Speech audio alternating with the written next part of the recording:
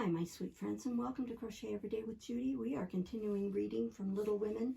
Today we're starting with chapter 24, Gossip. In order that we may start afresh and go to Meg's wedding with free minds, it will be well to begin with a little gossip about the Marches. The 3 years that have passed have brought but few changes to the quiet family. The war is over, and Mr. March safely at home, busy with his books in the small parish which found in him a minister by nature as by grace. A quiet, studious man, rich in the wisdom that is better than learning, the charity which calls all mankind brother, the piety that blossoms into character, making it august and lovely. To outsiders, the 5 energetic women seemed to rule the house, and so they did in many things. But the quiet scholar, sitting among his books, was still the head of the family, the household conscience, anchor, and comforter. For to him, the busy, anxious women always turned in troublous times. Mrs. March is as brisk and cheery, though rather grayer, than when we saw her last, and just now so absorbed in Meg's affairs that the hospitals and homes, still full of wounded boys and soldiers' widows, decidedly missed the motherly missionaries' visits.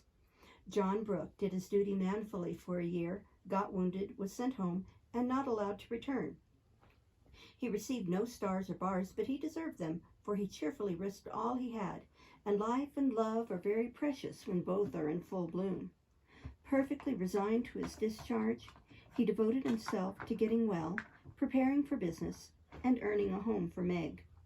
With the good sense and sturdy independence that characterized him, he refused Mr. Lawrence's more generous offers and accepted the place of bookkeeper, feeling better satisfied to begin with an honestly earned salary than by running any risks with borrowed money. Meg had spent the time in working as well as waiting, growing womanly in character, wise in housewifely arts, and prettier than ever. For love is a great beautifier. She had her girlish ambitions and hopes, and felt some disappointment at the humble way in which the new life must begin. Ned Moffat had just married Sally Gardner, and Meg couldn't help contrasting their fine house and carriage, many gifts, and splendid outfit with her own, and secretly wishing she could have the same.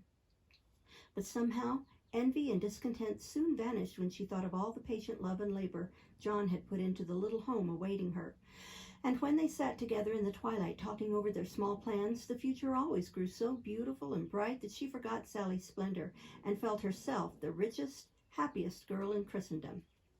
Jo never went back to Aunt March, for the old lady took such a fancy to Amy that she bribed her with the offer of drawing lessons from one of the best teachers going, and for the sake of this advantage Amy would have served a far harder mistress. So she gave her mornings to duty, her afternoons to pleasure, and prospered finely. Jo, meantime, devoted herself to literature, and Beth, who remained delicate long after the fever was a thing of the past. Not an invalid exactly, but never again the rosy, healthy creature she had been. Yet always hopeful, happy, and serene, busy with the quiet duties she loved, everyone's friend, and an angel in the house. As long as the Spread Eagle paid her $1 a column for her rubbish, as she called it, Jo felt herself a woman of means and spun her little romances diligently. But great plans fermented in her busy brain and ambitious mind, and the old tin kitchen in the garret held a slowly increasing pile of blotted manuscript, which was one day to place the name of March upon the roll of fame. Laurie, having dutifully gone to college to please his grandfather, was now getting through it in the easiest possible manner to please himself. A universal favorite thanks to money, manners, much talent, and the kindest heart that ever got its owner into scrapes by trying to get other people out of them, he stood in great danger of being spoiled, and probably would have been, like many another promising boy, if he had not possessed a talisman against evil in the memory of the kind old man who was bound up in his success, the motherly friend who watched over him as if he were her son, and last but not least by any means, the knowledge that 4 innocent girls loved, admired, and believed in him with all their hearts. Being only a glorious human boy, of course he frolicked and flirted, grew dandified, aquatic, sentimental, or gymnastic as college fashions ordained. Hazed and was hazed, talked slang, and more than once came perilously near suspension and expulsion. But as high spirits and the love of fun were the causes of these pranks, he always managed to save himself by frank confession, honorable atonement, or the irresistible power of persuasion which he possessed in perfection. The men of my class were heroes in the eyes of the girls, who never wearied of the exploits of our fellows, and were frequently allowed to bask in the smiles of these great creatures when Laurie brought them home with him. Amy especially enjoyed this high honor, and became quite a belle among them, for her ladyship early felt and learned to use the gift of fascination with which she was endowed. Meg was much too absorbed in her private and particular John to care for any other lords of creation, and Beth too shy to do more than peep at them and wonder how Amy dared to order them about so. But Jo felt quite in her element, and found it very difficult to refrain from imitating the gentlemanly attitudes, phrases, and feats which seemed more natural to her than the decorums prescribed for young ladies. Excuse me.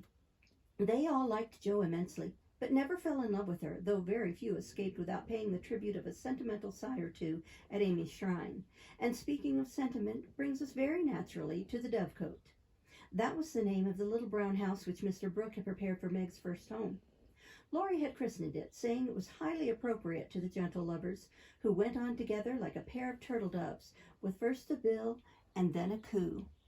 It was a tiny house, with a little garden behind and a lawn about as big as a pocket handkerchief in front. Here Meg meant to have a fountain, shrubbery, and a profusion of lovely flowers, though just at present the fountain was represented by a weather-beaten urn, very like a dilapidated slop bowl. The shrubbery consisted of several young larches, undecided whether to live or die, and the profusion of flowers was merely hinted by regiments of sticks to show where seeds were planted. But inside it was altogether charming, and the happy bride saw no fault from garret to cellar. To be sure, the hall was so narrow it was fortunate that they had no piano, for one never could have been got in whole. The dining room was so small that 6 people were a tight fit, and the kitchen stairs seemed built for the express purpose of precipitating both servants and china pell-mell into the coal bin. But once get used to these slight blemishments, and nothing could be more complete, for good sense and good taste had presided over the furnishings, and the result was highly satisfactory. There were no marble-topped tables, long mirrors, or lace curtains in the little parlor, but simple furniture, plenty of books, a fine picture or two, a stand of flowers in the bay window, and scattered all about the pretty gifts which came from friendly hands. Everything was done at last, even to Amy's arranging different colored soaps to match the different colored rooms, and Beth's setting the table for the first meal. "Are you satisfied? Does it seem like home? And do you feel as if you should be happy here?" asked Mrs. March as she and her daughter went through the new kingdom arm in arm. "Yes, Mother, perfectly satisfied, thanks to you all, and so happy that I can't talk about it," answered Meg. "If only she had a servant or two, it would be all right," said Amy, coming out of the parlor. "Mother and I have talked it over, and I have made up my mind to try her way first. There will be so little to do that with Lottie to run my errands and help me here and there, I shall only have enough work to keep me from getting lazy or homesick," answered Meg tranquilly. "Sally Moffat has 4, began Amy. "If Meg had 4, the house wouldn't hold them, and Master and Missus would have to camp in the garden," broke in Jo, who was giving the last polish to the door handles. "Sally isn't a poor man's wife, and many maids are in keeping with her fine establishment. Meg and John begin humbly, but I have a feeling that there will be quite as much happiness in the little house as in the big one. It's a great mistake for young girls like Meg to leave themselves nothing to do but dress, give orders, and gossip. When I was first married, I used to long for my new clothes to wear out or get torn, so that I might have the pleasure of mending them, for I got heartily sick of doing fancy work and tending my pocket handkerchief." "Why didn't you go into the kitchen and make messes, as Sally says she does to amuse herself?" said Meg. "I did, after a while, not to mess, but to learn of Hannah how things should be done, that my servants need not laugh at me. It was play then, but there came a time when I was truly grateful that I not only possessed the will, but the power to cook wholesome food for my little girls and help myself when I could no longer afford to hire help. You begin at the other end, Meg dear, but the lessons you learn now will be of use to you by and by when John is a richer man, for the mistress of a house, however splendid, should know how work ought to be done if she wishes to be well and honestly served." "Yes, Mother, I'm sure of that," said Meg, listening respectfully to the little lecture.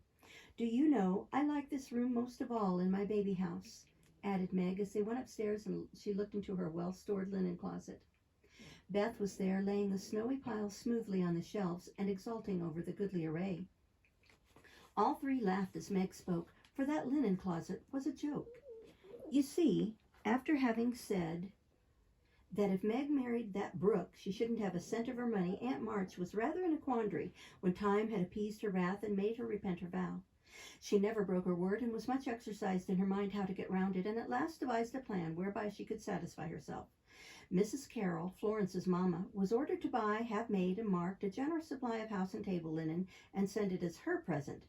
But the secret leaked out and was greatly enjoyed by the family, for Aunt March insisted that she could give nothing but the old-fashioned pearls long promised to the first bride. That's a housewifely taste which I am glad to see. I had a young friend who set up housekeeping with 6 sheets, but she had finger bowls for company, and that satisfied her, said Mrs. March, patting the damask tablecloths. I haven't a single finger bowl, but this is a set-out that will last me all my days, Hannah says, and Meg looked quite contented, as well she might. Toodles is coming, cried Joe from below, and they all went down to meet Laurie, whose weekly visit was an important event in their quiet lives.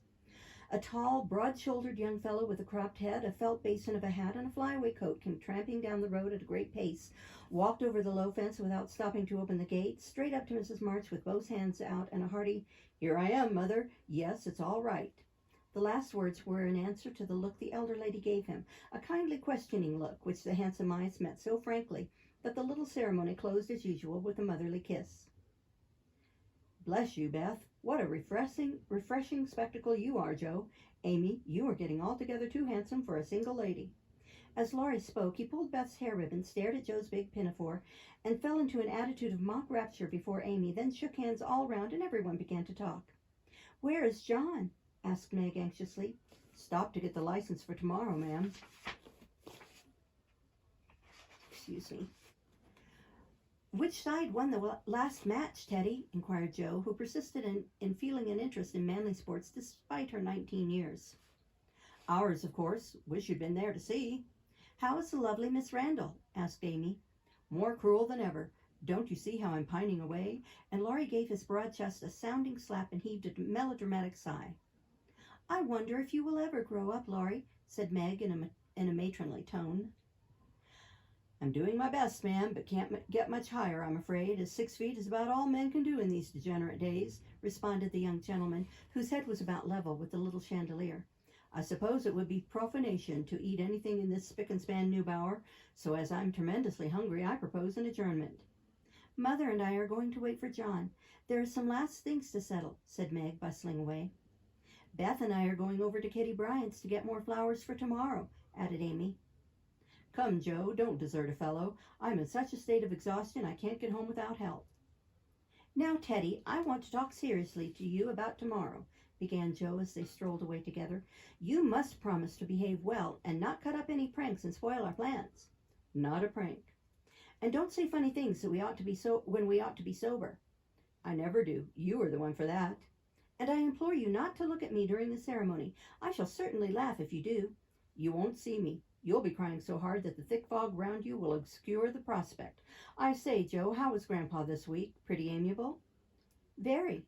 Why, have you got into a scrape and want to know how he'll take it?" asked Joe rather sharply. "Now, Joe, do you think I'd look your mother in the face and say, 'all right,' if it wasn't?" "No, I don't." "Then don't go and be suspicious. I only want some money," said Laurie, appeased by her hearty tone. "You spend a great deal, Teddy."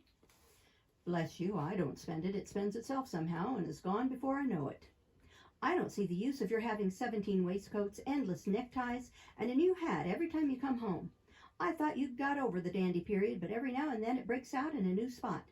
Just now it's the fashion to be hideous, to make your head look like a scrubbing brush, wear a straitjacket, and clumping, square-toed boots. If it was cheap ugliness, I'd say nothing, but it costs as much as the other, and I don't get any satisfaction out of it." Laurie threw back his head and laughed so heartily at this attack that the felt basin fell off and Joe walked on it, which insult only afforded him an opportunity for expatiating on the advantages of a rough-and-ready costume as he folded up the maltreated hat and stuffed it into his pocket. "Don't lecture any more, there's a good soul. I have enough all through the week and like to enjoy myself when I come home." "I'll leave you in peace if you'll only let your hair grow. I'm not aristocratic, but I do object to being seen with a person who looks like a young prize fighter," observed Joe severely. "This unassuming style promotes study. That's why we adopt it." returned Laurie, who certainly could not be accused of vanity, having voluntarily sacrificed a handsome curly crop to the demand for 1/4 of an inch long stubble. By the way, Joe, I think that little Parker is really getting desperate about Amy. He talks of her constantly, writes poetry, and moons about in a most suspicious manner. He'd better nip his little passion in the bud, hadn't he? Of course he had. We don't want any more marrying in this family for years to come. Mercy on us, what are the children thinking of? And Joe looked as much scandalized as if Amy and little Parker were not yet in their teens. It's a fast age, and I don't know what we're coming to, ma'am. You are a mere infant, but you'll go next, Joe, and we'll be left lamenting, said Laurie, shaking his head over the degeneracy of the times.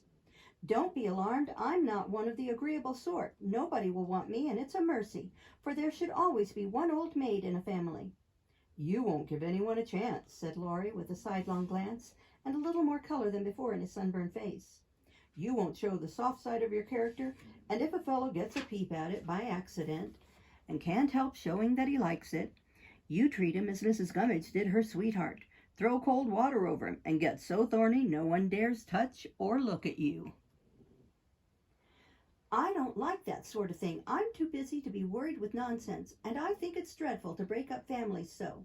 Now don't say any more about it. Meg's wedding has turned all our heads, and we talk of nothing but lovers and such absurdities. I don't wish to get cross, so let's change the subject. Whatever his feelings might have been, Laurie found a vent for them in a long, low whistle, and the fearful prediction as they parted at the gate, "Mark my words, Joe, you'll go next." We'll stop there for today and start next time with chapter 25. Thank you so much for listening. Bye-bye.